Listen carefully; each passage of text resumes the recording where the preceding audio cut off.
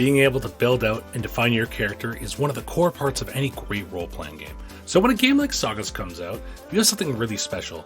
Created by Dennis, or OKSDM, SAGAS is a setting and genre agnostic system primed to help you build the adventures and stories you want without needing to be concerned about buying 40 different rule systems. Build a character, dive into the mechanics, and find your inspiration right here on Schedule for Launch.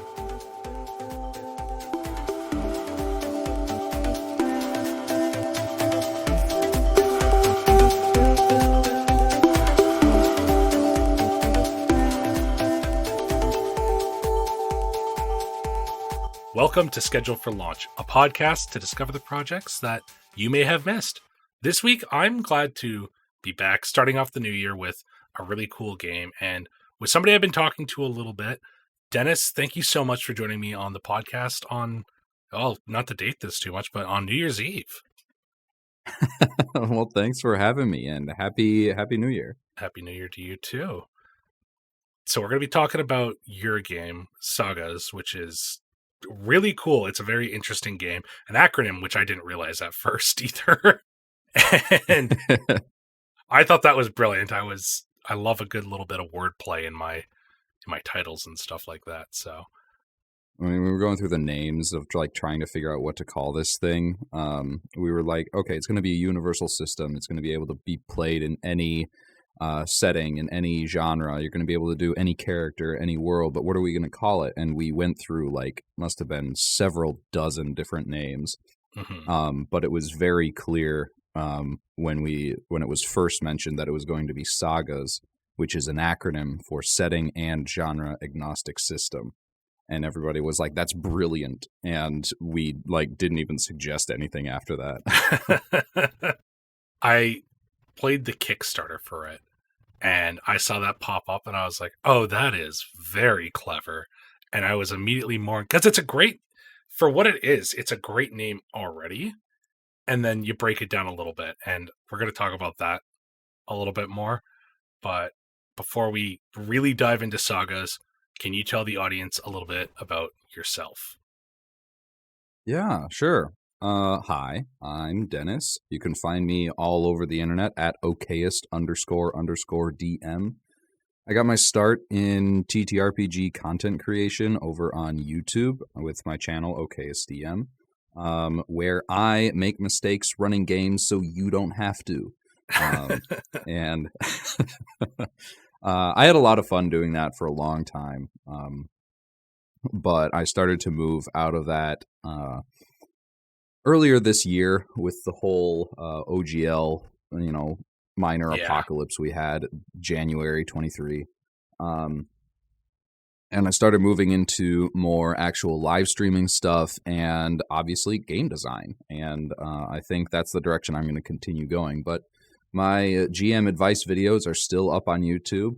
I got monetized within 3 months of having that channel, which was, it was. I was very thankful, but the channel died off very quickly because I realized that editing videos is hard.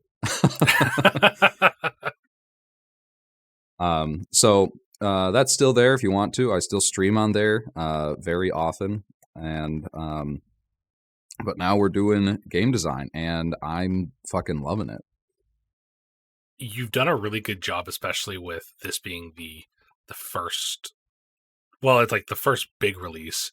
I think you've done some smaller stuff. I know that you've talked about with your old videos, improving modules to better suit your stuff, how to use certain enemies. And a lot of that was Dungeons and Dragons focused. And then from what I could tell, because I haven't been able to watch a whole backlog of, I believe it's over a year of videos. But over a year being a video a month, so I was a real slow creator. That's totally fine. Nevertheless, though, you really focused on Dungeons and Dragons, and then you kind of started talking more storytelling.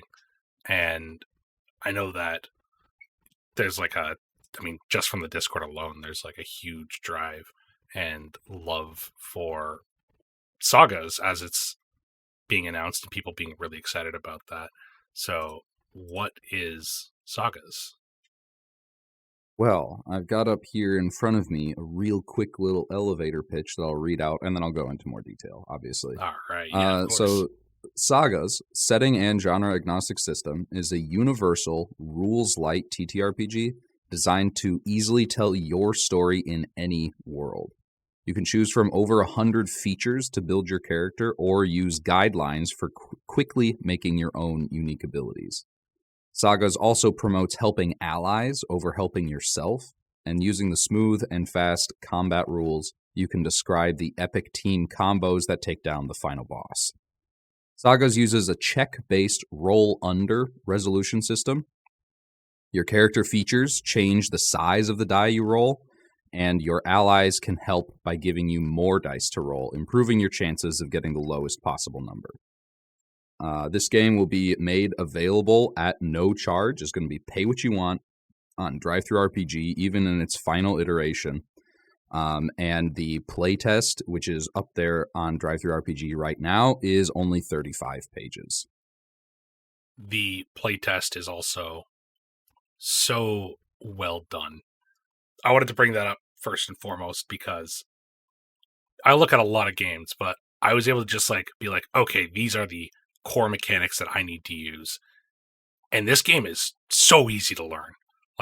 Yeah. Not even from the rules light part, but also because it's not overly complicating anything. A lot of the feedback we have gotten is that the resolution for checks and everything is very, very intuitive. Even after you've only done it a couple times, because there's no modifiers. That's one thing I don't really like about D&D is the time you have to wait for someone to figure out what their role actually is instead of just reading the die and saying what it is and figuring out immediately whether they succeeded or failed. So in SAGAS, you literally get assigned a difficulty and you roll your dice, and if any of the numbers on the dice are at or below that difficulty, it's a success. If it's not, it's a failure. You don't have to do any arithmetic to figure out whether you succeeded or not. It's a very math-friendly game, which is a refreshing take. Mm-hmm. Really, the defining thing about SAGAS is that genre agnostic, light rule setting with highly customizable characters.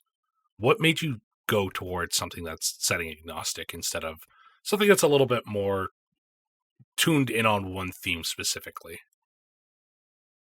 I think it has to do with the OGL boom that I've heard it referred to, where, people are starting to realize Dungeons & Dragons is not the only role-playing game out there. And there are so many other ones that are not necessarily better, but for individual people, they're going to like different games because their play styles vary a lot. I wanted to make one that was easy to pick up and could be played. It could be used to tell any story. Because I didn't want to have to learn an entire new rule set every single time I wanted to play in a different setting or genre. Yeah. I didn't want to have to go through and buy and learn a whole book to figure out how to play a cyberpunk story. I just wanted to sit down and tell a cyberpunk story. And so I started in January, was thinking about, what if I was to design a game, hypothetically, what would it look like? And I started thinking about it, and that day I got nothing done because I couldn't think about anything else. I dove head first into that bottomless pit of game design, and I realized, okay, this is actually what I really, really want to do. So I started leaning into it more. But the main reason I created SAGAS was so that people could easily tell a story together in whatever world they wanted to. And we've since then have gone through a ton of different protected IPs. We've played in Pokemon, we've played in Horizon, the video game series. We've played in Fallout, and I know there are some actual TTRPGs for these games, but we didn't have to learn entire new games in order to play in the settings that we already love. I think that's great because you hear about folks so much who are like, I want to play in, I'm trying to think of any IP right now that doesn't have a tabletop role-playing game that I know about. You hear random pull Jurassic Park. I want to play a Jurassic Park game. Yeah. How do I do that? And there's like some small games that probably are Jurassic Park themed. Or you can pick this one up and then play Star Wars the next week with it. Like there's so many games, there's so many settings and stuff that people want to be able to play. And it's just not possible because those games either aren't out there or they're expensive and hard to get your hands on. Yeah. Like the Star Wars games. And another really, really cool thing about, being able to play games in any world is that you can actually tell the same story and easily switch between worlds as the story is told. One of the earliest live playtests, and you can watch this on my YouTube channel, is Oops All GMs, where 4 people sitting around a table, and I started off as the GM, and we were playing in like this weird fantasy western, desert town, but like the sheriff is a snake with laser guns. Is that the one that's on the screen or the cover? Yes, actually it is. That was the inspiration for that character. Love them. That's how we started, and then at the end of that session, the entire party gets sucked through a portal. And when we come back next session, there's a new GM in the seat who was a player in the last one. I'm in the player seat, and the new GM gets to invent their own new world that they emerge into on the other side of that portal. And we keep doing that. We rotate through all the players. It's like 4 sessions long.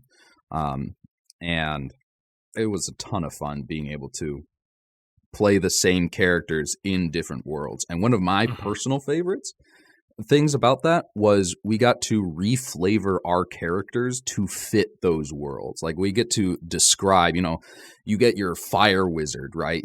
Wielding these flames and fireballs, throwing them everywhere. But then you get sent to a cyberpunk setting, and now he can just turn his hands into flamethrowers. And it's an entirely different vibe, but all of the abilities are exactly the same. It's really about being able to customize and build what you want as you're going. Mm-hmm. There are a handful of things to help you get started with that. I think how you have it set up in the book, at least for the playtest, is so well done. One of the first things in the book is a getting started with SAGAS page, and it's about the very first thing, building up what you're going to be playing. What was some of the thought behind giving guidelines on how to get started with the system? So that was one of the things we've actually expanded on a lot since we put out that playtest document. We've expanded that whole thing into I think 3 or 4 pages now. And sorry, I'm getting ahead of myself. What was the question? How did you build up making sure that people were able to get started in this game, specifically with world creation and customizing the atmosphere for them? For me, that's something that always came really naturally. So I would be able to very easily, that description I just did of you have a fire wizard and now he's in a cyberpunk. Maybe his arms are flamethrowers. Put him into a Western and now he's wanted for arson or something like that. Yeah. You give your character flavor depending on the setting. Or you can use the setting itself to inspire your character from the ground up, like you do in most TTRPGs. Mm-hmm. But for putting that together was actually really easy because I just described my own process pretty much for character creation. And just for funsies, I threw in a really fun world building table where I believe love the in table the so much. It's so cool. It's so much It's fun. so Like much fun. it's a little table with 20 entries, and each entry is a different genre, and you roll the D20 on that table 3 times. You take those 3 entries and you smash them together and invent a world from it. And we've expanded that as well into many, many more. I recently did a post on social media about it, where we have a lot more genres added to it. We've got what kind of powers that world entails. Like it could be magic, like fantasy. It could be sci-fi. It could be an ancient technology. It could be a punk setting. So, steampunk, solar punk, cyberpunk. And there's just so many cool worlds, and there are so many options to use those worlds and build from them your story. Yeah. Like most tabletop role-playing games, Sagas is really defined by the people playing it and the characters they inhabit. So let's talk a little bit about characters and some of the cool stuff that they can do in this game. How does building a character in Sagas work? So it's pretty simple. You start out at level 1 with 2 health, 2 effort, and we'll get into that in a second, and 3 talents. And with talents, you can have this is where most of the customization comes in. With talents, these are abilities that actually level up with you, and you sort of treat them like a leveling tree, where you have every time you level up, you get 2 rank points to spend in your talents and make whatever talents you want more powerful, or just pick up new ones and start building those from the ground up as you level. There's also customization in your traits, which is kind of like, if we're comparing to D&D, like racial features, they're kind of like the same. They stick with you. They don't level up as you do, but they define, bonuses you get just from being what you are. You could be a robot, you could be an elf, you could be, generic human with certain personality. And that's where that's how you would determine what your traits are. Really, one of my favorite things about it is the last one, and that is your struggles. Another thing, I know I keep bringing up Dungeons and Dragons because that's the one game I know best and have played the most. Yeah. So I can't help but compare to it. But one thing I don't like about it is that they have like this really cool table in the top right of their character sheet where you have your bonds, flaws, etc. But they don't actually have any mechanical benefits or detriments. With struggles, you actually do have mechanical detriments from being who you are. A couple of the popular ones would be kleptomaniac, where you have to make a check not to steal something. There's also anarchist, which is you have to succeed on a check in order to interact normally with a person of authority. There's the flip side of that coin, which is meek, which is the exact same thing. You have to make a check in order to interact with a person of authority. But if you fail the check and you're an anarchist, you disobey. If you're meek and you fail the check, you have to obey.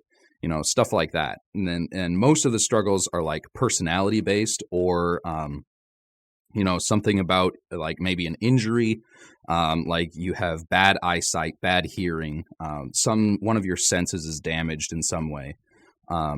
And there's a lot of inspiration that can be drawn from that in order to create your character and make them unique and like invest yourself in them. What I really like about traits and struggles is they are 100% about defining who your character is. And I think as silly as it is, the easiest one to wrap your head around that is just big. It's like you're a big person and you can do things because you're big, but you have issues because you're not as small as other things. And that's exactly great. But then they get a little bit odder, like the energy thief or the heat resistant, and then the struggles are just a way to really build out role play. And some of them are hilarious, like Bad Driver. I love the idea of just having a bad driving trait. It's so funny to me. Or the Chatterbox, that's another one. Yeah, that's a really, really popular one, and a lot of players, when they go through that, they see one of them, it's like, for example, Chatterbox. They'll see it and you say, "Hey, I could just play myself. Cool." Exactly. The amount of characters that a lot of the times when people get really into the role playing start of it, they're talking a lot, and it's a great die to have when your character is talking a lot. So we briefly mentioned effort. I want to get talking on that because I really, really like how effort works in this game, specifically the team elements that you've invoked with it. So what is effort? Yes. How do you utilize it? And how do you make the most out of your effort? So effort is probably the thing that sets Sagas apart from other universal systems, because there are other ways, other systems you can play where you can play in any world. That's not like a unique thing to Sagas. But with effort, we kind of take all of the consumable abilities from other games. So spell slots, mana, stamina, whatever you might have, and we boil it down to effort. And with effort, there are certain talents that use it. You know, if you're casting a spell, or it wouldn't be casting a spell in all settings, but control fire, or minor teleport. Some of these will use effort in order to, be able to, as a consumable thing, so you can't just do it over and over and over and over again. But there are things that everyone can use effort for, even if they don't have, talents that require them. The first thing you can do is boost, which is essentially elevate yourself, try harder on the roll, and you spend 3 effort and you get 1 extra die to your roll. And it's sort of like advantage in D&D. You roll multiple dice, you just take the lowest one. In this system, low is good. It's a roll low system. So a 1 is a crit. Then there is help, which is exactly the same thing as boost, except 1, it helps someone else, not yourself, and 2, it costs less. Where boost costs 3 effort, help only costs 2. So it's more efficient to help your allies instead of helping yourself. Another option you have to use effort is combo. And this is one of my favorites. It's pretty much the same as help, where you can just declare it at any time when someone is making a check. In this case, an attack roll. And you spend your 2 effort, and if your ally's attack roll hits, it does 1 extra damage, which is huge in Sagas because most attacks only do 1 damage in the first place. Yep. And a really, really cool way you can, my favorite thing about effort is that you can stack all of these abilities on top of each other. So you can have everyone in the party either helping or comboing with your epic final move to take out the final boss, and like everybody gets to hop in and describe what their character is doing to help. Like, the fighter is going to leap off of a rock with a sword plunging downwards towards the dragon. The fire mage is going to light the sword on fire. The rogue is going to distract the dragon, make him look up and expose his neck. All this stuff you can continue to describe and lump onto this one check, everything that you can in order to get this final boss down. And those moments so far have been my favorite in Sagas, is when everybody piles on to one check at the end of, the story, to make sure that they all succeed. And it's a team effort, and I just love it so much. It's a very cinematic style of tabletop role-playing game because of how you define scenes, but also how characters interact, and with the simple fact that things in this game are a little bit more frail than other games. Not necessarily saying that you're going to have somebody die every game, or whatnot. But Right. it's a theoretical, like, enemies aren't 40-minute fights on there unless you're going very heavily into your descriptors. There's a lot going on, and I think that really benefits it because of just how fast-paced this game can be played. Right. I really tried to make that combat system much faster than, we're going to spend the next 3 hours trying to take down this dragon. Man, 3 hours for a dragon's a pretty fast time. Exactly. In D&D, at least. Yeah. But I think that really works because what you have in Sagas is the scene and summary. It's like I think it's 2 paragraphs to define the difference. And that's more or less just contextualizing how things work. And as GMs, you do this where it's like, either we're really playing or we're saying, I did the thing, let's move on to the next thing. But just having it on the page is just a good little reminder for both players and GMs picking up Sagas. Yeah, and I wanted it to be easy for pretty much anyone to pick up, and that was one of the reasons I put down so much on that, those first couple pages about this is how I personally have found success in the way I run games. So, that is like the difference between when you're describing a scene, everything is going blow by blow, or a summary. You don't want to go like role play buying rope. You say, okay, you go and buy rope. You have rope. Good job. Give me some gold. However you want to tell those stories, but I think having those on paper makes it a lot easier for people that haven't played TTRPGs before to be able to pick this up. Or maybe they've only played like one TTRPG before, only a couple sessions or something. Yeah, it's even more straightforward than a Powered by the Apocalypse game, which is usually really, really straightforward, which is incredible, especially for introducing the game to people. I kind of got off traffic. I kind of got off topic because traffic. Wow, that was a weird. I kind of got off topic. We are off traffic here. We are off traffic. But I did get off topic when I was talking about effort there because effort is such a valuable resource. How do players get it back? This is another reason that effort is a big favorite of Sagas.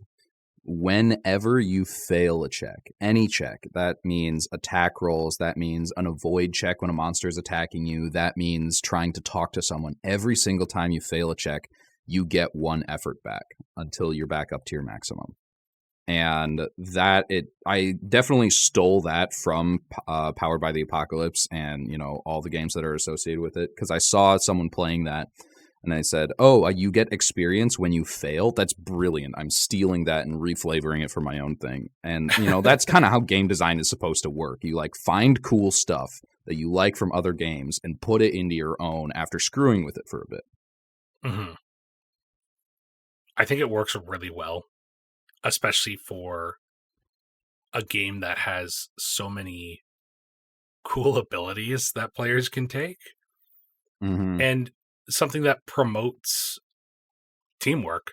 Really, you can get boosts and stuff, but you could also have a bunch of people assisting your flavored big sword swinger as he attacks the final boss of a campaign. Yeah, it's such a cool way to really go into these setting agnostic games because there are a number of them, but this might be most straightforward that I've seen, and that is a very, very nice change of pace. Thank you. We really tried to make it easy for people to, pick up and just play, and so far, I think we've been pretty successful with that. I would definitely say so. Clearly, though, reading this, you are a GM who likes to make things for your game instead of just pulling things from the book, because this monster system is so good. So let's talk about monsters and how really the game shines when the game master is making their own monsters for the players to fight. So everything in this game, everything in Sagas, has like guidelines for creating your own. It has guidelines for traits, for struggles, for talents, for equipment. And probably the most fleshed out one is guidelines for creating your own monsters. We've got a whole table of figuring out how powerful this monster is. And the monsters themselves are all really, really simple. Like, they don't have that many abilities because, combat's supposed to be quick. So they'll have the time to, flex their guns, show off what they can do, and hopefully be defeated. Or if that's not your kind of storytelling, hopefully just take out the entire party. TPK, let's go. But yeah, we designed it so that the monsters are really, really easy to make. So you can go in and just, usually after playing a couple times, so you get a vibe for how it works, and create your own monster. And one of the things that I really like about this, and I'm considering using it to make it a GM-less system, if that's your thing. Not entirely, but like maybe in a supplement, do a GM-less option. Because monsters don't use dice. They don't roll attacks. Instead, they have all static numbers that the players are going to have to overcome. So when a monster attacks you, you're the one that has to make the roll. You roll an avoid check to get out of the way. And so that makes it really, really easy for the GM to run the game, because that's just one more thing that they don't have to do because they already have so much on their plate. Yeah. And I'm a big fan of like redelegating the GM's tasks to other players. And it shows in Sagas and how I designed it. Another really cool part about Saga's monsters is wounds. And yes, what they do to player characters. So let's talk about wounds, because they're very threatening. So wounds are essentially status effects. They can range from, you get your hand cut off to, oh no, there's some sticky webbing around your legs.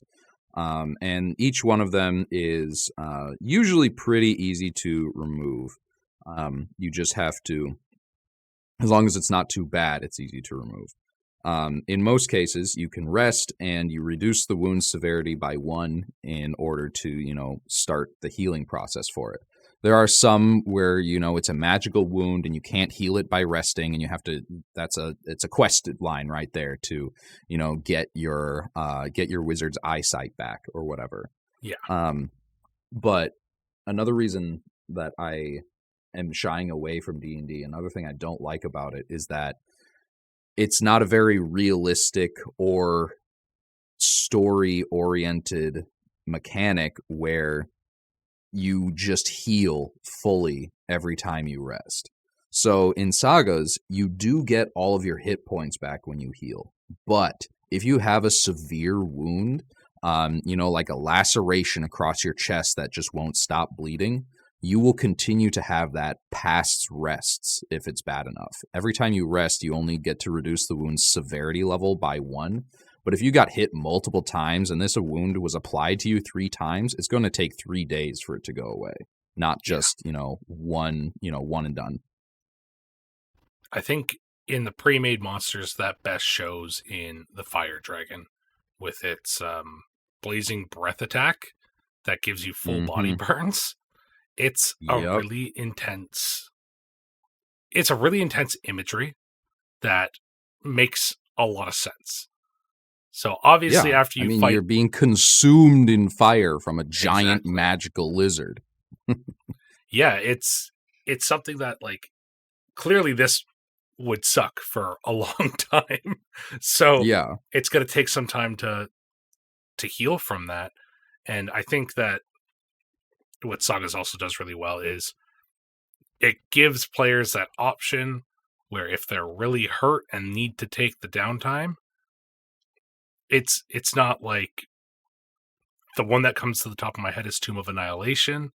in the final dungeon when everything is bad all the time. Sagas feels like you can take a breath as a group when you need to. You cannot do that, but the game gives you the option to do that and just fix your characters a little bit. Just we're going to take a rest in this dungeon, make sure we're safe, just take a little breather, and we won't be totally fine coming back out, but we'll be better. Yeah. There's also horde monsters, which I always love to see a little bit of a mechanic for, because the worst thing that I think about Dungeons & Dragons is when you get attacked by a swarm of kobolds and you need to individually pick off 30 kobolds. Because after a little while, you know you're going to kill in one shot. You know you're going to... I know. It's a nightmare to have to run those. Like, as a dungeon master, you have to keep track of 40 enemies. Gross. Combat's going to be boring. It's going to take forever. The players are going to get distracted. They're not going to be invested for this combat anymore. So with horde mechanics, we boiled it down to they stick together as a group, and one hit point is one individual in the horde. That's simple. So, you got a horde of 12 people. You hit them for 2 damage, then 2 of them go down. And I think my favorite part about the horde mechanics is the overwhelming part. Because if you're in the same space as them, you need to use your action to get out. Because you will not be able to attack when you have, 30 zombies clawing over you. You can't swing your sword like that. You can't shoot your gun that way. Yeah, it's really good at making the scene feel a little bit more realistic. If you're swarmed by something, you're stuck until you do something about it. So, like, taking a full-on swing is not gonna work if we're using the zombie example. Lining up, like, a good shot with your gun, not gonna be super easy. So let's talk a little bit about... Let's use that character. Let's talk a little bit about what a round of combat would look like, because I think it really contextualizes how this works. So, first thing that happens in combat is the GM will call for a reaction roll, similar to initiative in D&D. Figure out the turn order. Those with faster reactions are going to get a lower die, which is better in SAGAS. And there are abilities you can take to increase your reaction time and get better reaction rolls using a D6 instead of a D10. So once you have your turn order, first player goes, and they can do 2 things. They have their action, and they have their movement. When you move, you can move 1 zone. And a zone is, 15, 20 feet across, a vague area. It could be hexes if you're actually using a map. It could be squares. It could be anything as long as they're, 15 to 20 feet across. And so you can move 1 zone and you can do an action. There's a lot of different options for your action. You can attack. That's probably the most common one. Target a creature, roll some dice, see if you hit.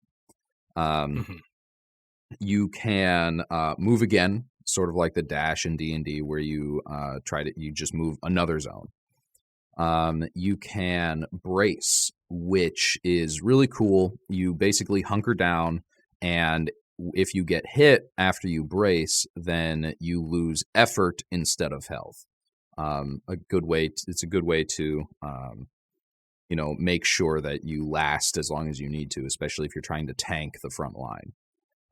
There is also encourage. You can use your action to shout or communicate in some way encouragement to an ally, and you can give any amount of your effort to that ally. So if, like, you've got one person on the front lines, or maybe you're in a ship and they're fighting down on the ground, you can use your action to encourage, talk over a walkie, say some words of encouragement in character, and they get a boost. They get effort back, because sometimes just failing checks doesn't do enough to get replenish that resource. So being able to encourage your allies and give your effort to them has been really, really helpful.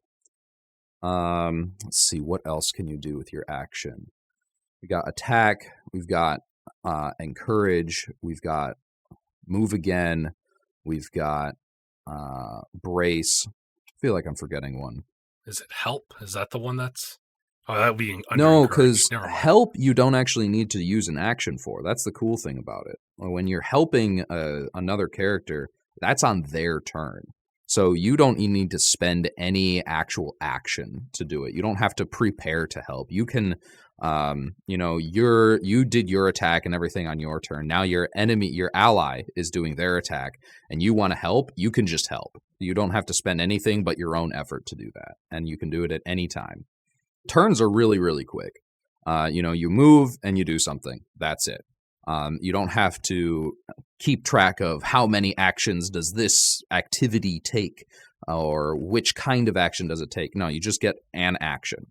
And the players make all the rolls, like I mentioned earlier, so it's a lot easier on the GM to run monster turns, which are very similar. You get to move and you get to do something. So combat typically, especially once the players and the GM are familiar with the system, combat can go very, very fast.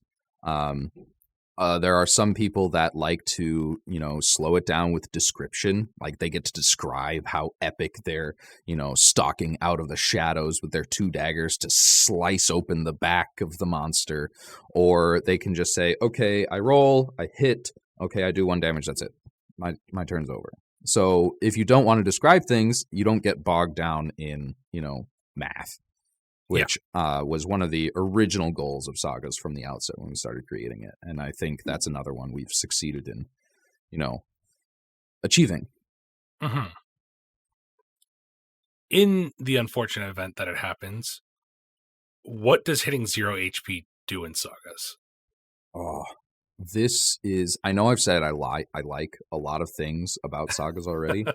I like the effort. I like that you get to help each other and it's easier to help others than help yourself. But this is where my dark side kind of comes out. Hitting the death and dying mechanics are so cool. Okay, so when you hit 0 health, you have 2 options. One, you can go unconscious. You drop to the ground.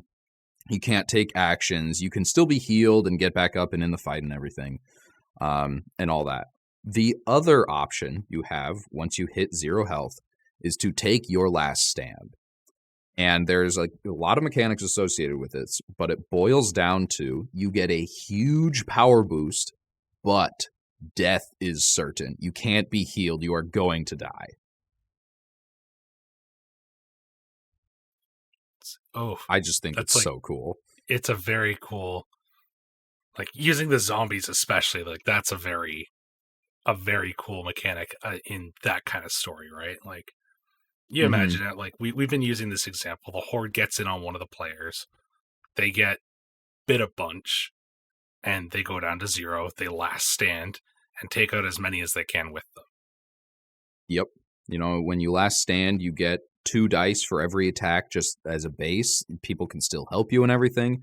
All of your attacks now do 2 damage as a base instead of 1. So your every single attack you hit takes out 2 of those zombies in that horde instead of just the 1.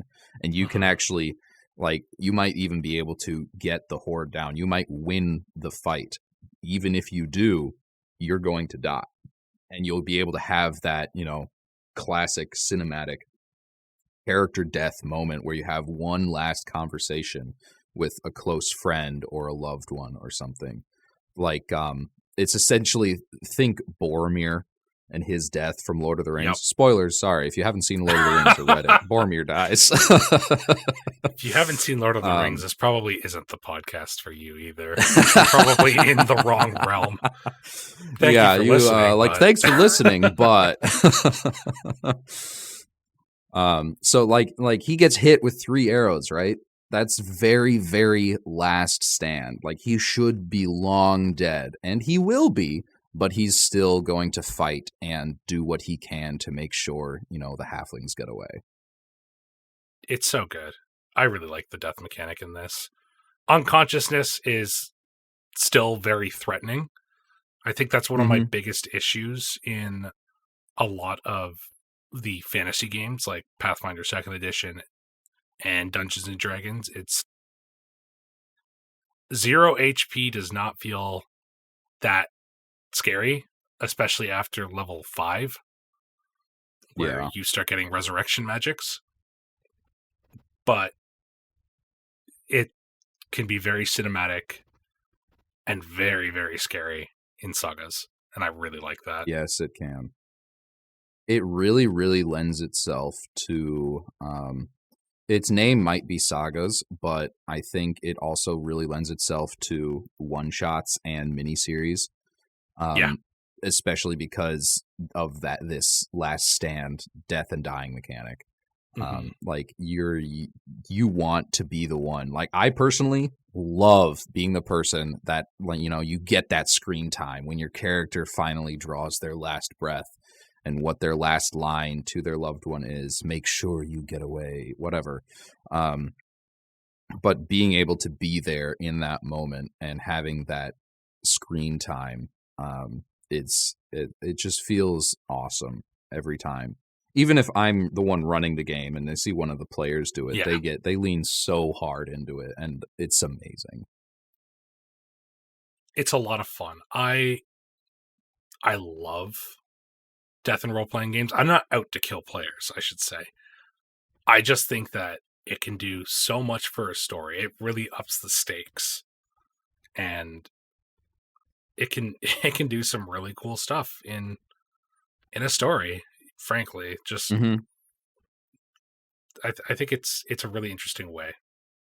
Think of your favorite story, right? Does someone die in that story? Do they die heroically? If you're listening to this podcast, probably. So like this is a chance for you to be able to write and act out your own moments like that. And it's probably an amazing scene too. Like when they die. Right. It's probably one of your favorites. I know they're like death scenes are probably one of my favorites scenes as in all of media, to be honest. Just because they're always so impactful. Yeah, I think some of the best scenes are like in games like Halo Reach. I don't know if you ever played that, but no, I never got into Halo, but tell me. That entire game is about your squad being picked off over the course of the story, and it's heartbreaking. It's not really about that, but it's like a huge proprietor because it's a prequel to like one of the worst devastations that happens in Halo. So it's really good. You assume most of the characters are going to die, but they make you care just enough about the characters that when they get killed, you feel real bad about it, but just have to keep on chugging along. Right before we started talking, we were talking about you and streaming and some of the cool stuff that you've done there. So let's get into that before we have to start wrapping things up. Yeah, sure. How far back do you want to start? Wherever you'd like, because I really like some of the things that you've done recently, but I know that streaming's been something that you've enjoyed lately. So wherever you want to start there, Dennis. So one of my favorite stories to tell is how I started in TTRPGs.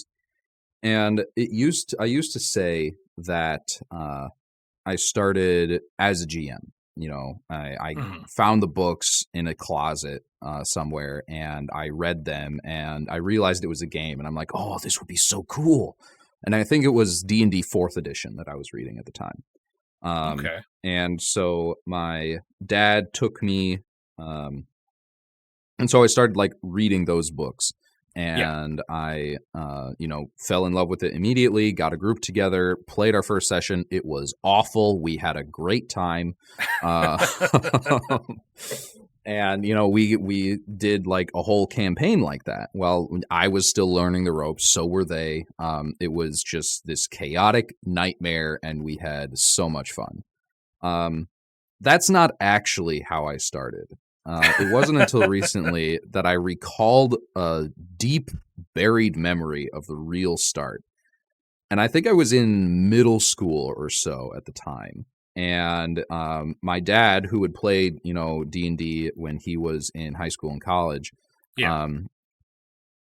he wanted to get me into it because he thought I would love the hobby. Turns out he was right. It just was a bad first experience here. He took me to a local game store, and we played in an Adventurers League game. And this is nothing against Adventurers League, but the GM that I had was not great. It might have been the GM, it might have been the rules. I only remember my experience. I built this really, really cool rogue assassin guy, edgy as hell, and we were playing through the game, and really early on, Adventurers League is like individual sessions for a larger campaign, and I hopped in somewhere in the middle. And the big bad of the whole campaign showed up to like spout some lines at us about plot and whatnot. And combat began as these lines were happening. And that's how the adventure was designed, I'm pretty sure. And so I, being the rogue, jumped out of the shadows and tried to stab the big bad. Missed, obviously. Big bad's turn came around, crit me, and dropped me to 0, and I started dying immediately. I fail on the next 3 subsequent turns. I fail all of my death saves, and my character's dead. That is my first experience, and it was awful. I did not have fun. I didn't know about all the role-playing stuff, so I was here for the combat, and what happened in combat is I missed, and then I died. The end. Mm-hmm. And so that really turned me off to the whole concept of TTRPGs for about 10 years. But when I rediscovered it and started playing it again, obviously I fell in love with it, and I've been telling stories ever since. It was about 8 or 9 years after I started playing that I realized, scrolling through Reddit and just commenting on my advice on posts isn't good enough anymore and is not rewarding at all. So I said, I could probably make some videos about it, see if people, like what I have to say. And, I was just considering it because one of my friends has a pretty successful YouTube channel himself. And we talked about it one time, and I realized, wait, the threshold for getting YouTube to pay you money to make videos is that low? That's super achievable. And later that week, one of my posts on Reddit just blew up. It was like, 10,000 or more upvotes and, a couple thousand comments. And I'm like, this is amazing. I've had no more than 10 upvotes on any post before this. And I decided, you know what? I can do this. So I started making YouTube videos, and they were super bad, really shitty. Everyone has to start somewhere. And one of my favorite things about one of the reasons I went into it in the first place was not only to get my advice out there, but it was because I was a couple years out of college and I hadn't learned anything new in years. And I was like, I miss that. I'm not developing any new skills right now. And content creation has given that back to me. There is so much you need to know in order to make good videos. You need to know lighting. You need to be able to edit videos. You need to know how to get good sound recording. You need to know how to edit good sound. You need to be able to write scripts. You need to be able to perform in front of a camera. There's so many skills that go into being a YouTuber. And I knew there were a lot, but I didn't know how much I needed to learn before I started, making quality stuff. Mm-hmm. And I feel like now, if I went back to it, I could do even better just because I'm aware of how much it requires. Yeah. So I kept doing that for a couple months and then got into the actual play community and started, watching, I knew about Critical Role, obviously, Dimension 20, that sort of thing. And I was like, oh, cool. I wonder if there's other things like this. And I opened that Pandora's box and realized, wow, There's There's a lot. so many. This is huge. I could probably do this too. And so I started doing that, and I did a couple charity streams. Shout out to a couple of people that really welcomed me into the community.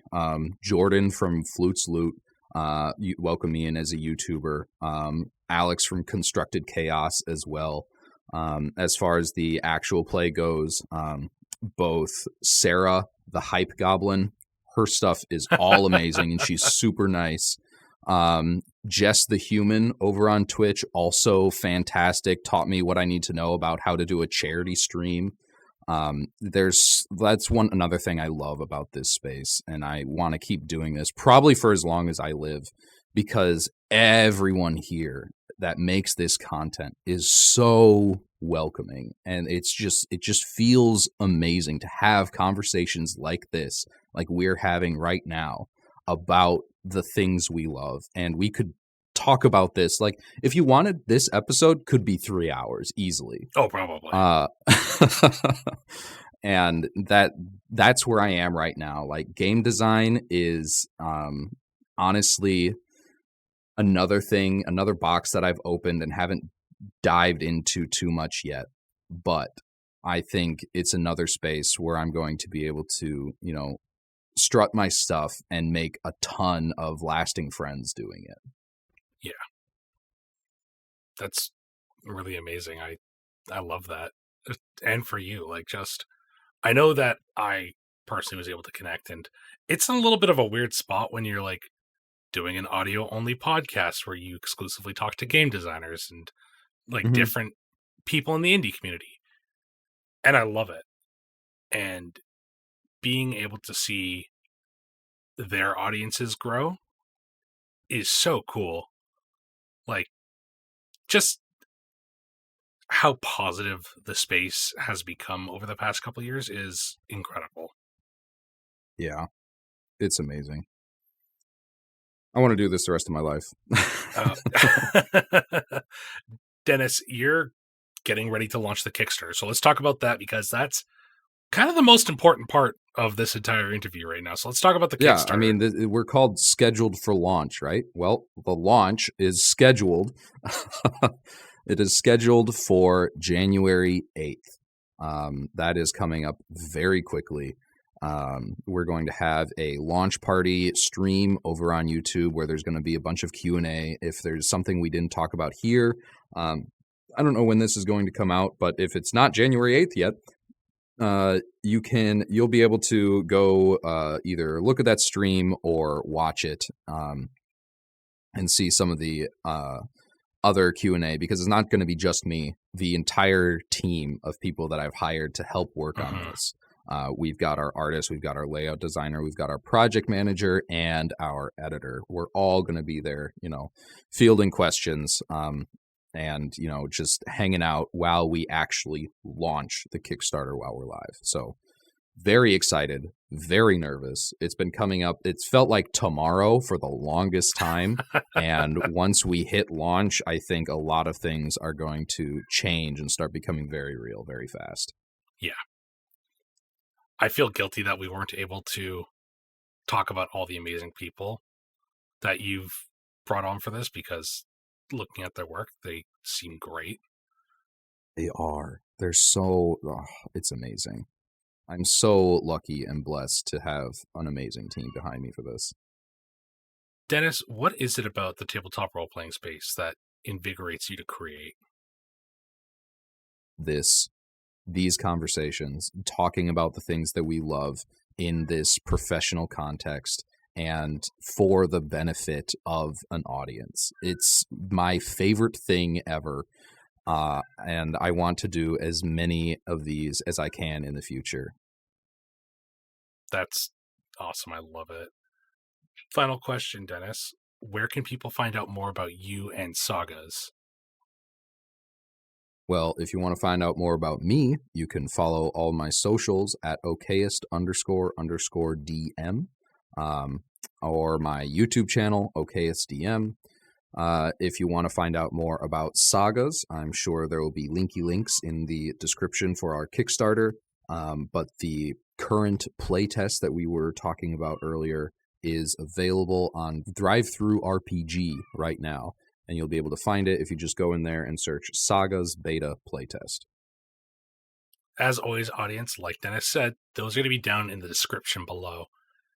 Go check out SAGAS. Go support them. The Kickstarter should be live when this goes. Unless I'm like really early. Then March, oh my gosh, January 8th. Holy smokes, I was way ahead of myself there. Be closed by then. It's 2024 too soon, so yeah. So make sure you go check this out. Support Dennis and the rest of the crew who are making SAGAS, because this game is so cool. Like, it was like a really easy read too, which I appreciate. It's not like a chunky. Yeah, it's not like a. It doesn't feel like a textbook like some games do, which it can be a little off-putting. I remember the first time you get the player's handbook as a D&D player and it starts with math and you're like, okay. 250 pages? What is this? Dennis, thank you so much for joining me on the show this week. It was absolutely incredible to have you. And thank you so much for having me. Like I said, these conversations are why I do any of this in the first place. Well, I'm glad to hear it. And thank you, audience, for listening. Go check out SAGAS right now. Dennis and SAGAS are scheduled to launch really soon. It should be on Kickstarter as you're hearing this. Take care of yourselves, and I'll see you somewhere out there. Bye. Thank you so much to Dennis for coming out to the show this week. SAGAS went live yesterday, and from what I've seen and read so far, there's a lot of really cool things in it, and I really dig what they're doing, especially when the price tag's free when this all comes out. Effort and horde mechanics are really two of the core things that I love about this, along with those death mechanics. It's really neat. I dig it a lot. I think you will too. Go check out the Kickstarter, and if you like what you see and you heard here, then please go support Dennis and the SAGAS team, especially if you can. And thank you for listening, audience. Happy New Year, by the way, since this is the first episode I have done in quite some time, really. Things have been busy, and I've had some personal stuff happen, but I'm all right, and things are going smooth, and things are okay. I don't really know what my upload schedule is going to be, and I don't have an exact time on when the next episode is going to be coming out. But if you like hearing from me and you want to hang out more and chat with me, you can join me on Twitch, where I stream under the name Astraceratops. I do a bunch of random video games and stuff with people. A lot of Lethal Company recently. Been having fun with that. That's typically Monday, Tuesday, and Thursdays around 7 to 11 p.m.-ish Eastern Standard Time. So if you're bored and you want to come and chat, go there. Or the top link here, you can do that as well. If you like what you heard and you want to hear more, though, please like and share the podcast with a friend, or even bigger, more importantly, please let me know if there's stuff that's coming out. I know that Zine Quest is happening soon, and I would love to feature some of those folks, so if you know there's a project coming out and you really want to hear more about it, let me know. I want to get into that with those people. Thanks again for listening, and I hope to hear from you real soon somewhere out there. Bye.